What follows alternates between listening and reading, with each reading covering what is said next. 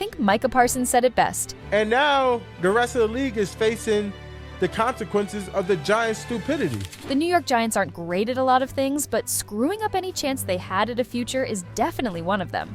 What was initially seen as a temporary setback, the loss of their star running back Saquon Barkley, has turned them into the laughingstock of the league.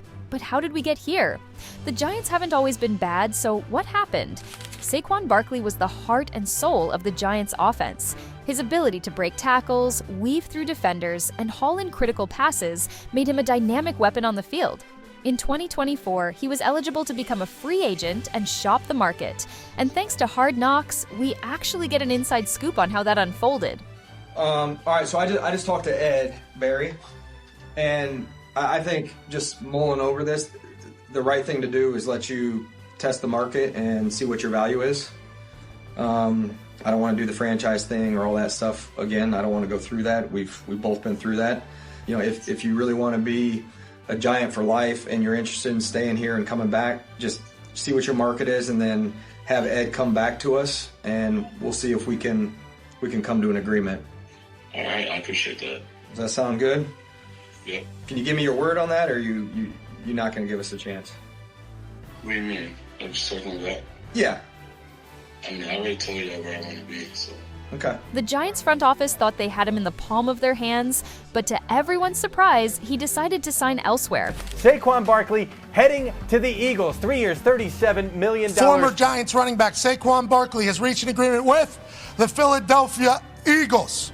$37.75 million contract that could be worth up to $46.75, 26 fully guaranteed. Saquon Barkley to the Eagles.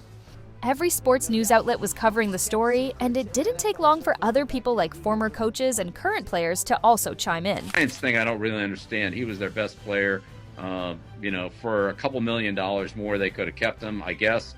Instead they got a guard or somebody, I don't know. The offensive line doesn't look very good. Guy's been dynamic.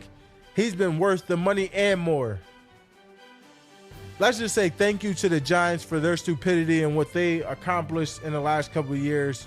Meanwhile, Barkley thrived with the Eagles, delivering a historic 2024 campaign. He led the league with 345 carries, amassing 2,005 rushing yards and 13 rushing touchdowns. He also had 33 receptions for 278 receiving yards and 2 touchdowns in the passing game, proving himself an all-around offensive powerhouse. While the stats are impressive, losing one player couldn't have affected the Giants that bad, right? The Giants front office sure didn't think so, as they wanted to ride with Daniel Jones and allocate Barkley's contract value to other parts of the offense. Like, we're losing a large part of our offense, our explosiveness, our touchdowns. Quarterback, if it's Daniel, depends on the run game. We got to upgrade the offensive line, and you're paying the guy $40 million. It's not to hand the ball off to a $12 million back. My plan is to address the offensive line at some point here in free agency. We're sitting at 6. There's a chance there's an offensive weapon there. This is the year for Daniel. But even Daniel Jones couldn't see the vision, and he and the Giants mutually parted ways halfway through the season. Luckily for him, he ended up signing with the Vikings as a backup. So, to summarize everything, the Giants wouldn't pay their star running back, so he left and went to the best team in their division. The entire debacle was televised for the world to see on Hard Knocks. Oh, and your starting quarterback, who you paid upwards of $40 million a season, asked to be released halfway through the year.